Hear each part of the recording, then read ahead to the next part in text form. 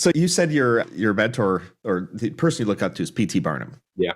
Why? Yeah. What were the principles that P.T. Barnum embodied that you take?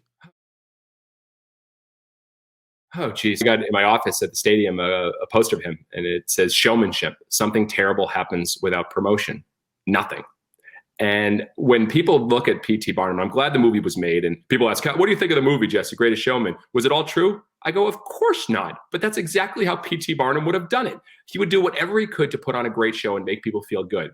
And I think what I learned from P.T. Barnum was that he was obsessed with actually making people happy. He said the noblest art of anything is to make people happy. That was his quote. He was obsessed with child laughter.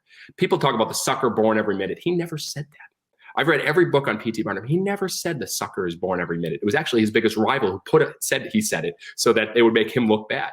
But the reality is he was obsessed with making people happy. And he would do anything to get the attention to do something big over the top while putting an elephant in his front yard in front of his museum because railroad cars were going by so they could draw the attention to his museum.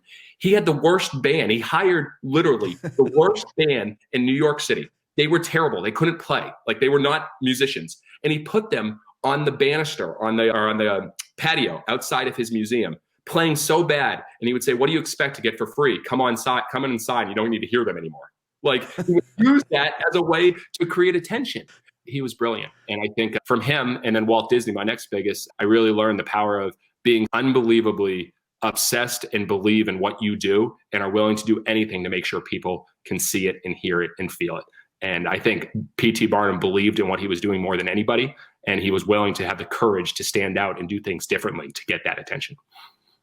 Yeah.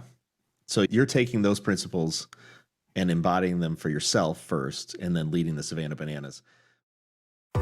This has been Coffee with Humans. Subscribe to get updates or click to have coffee with me. coffeewithhumans.com.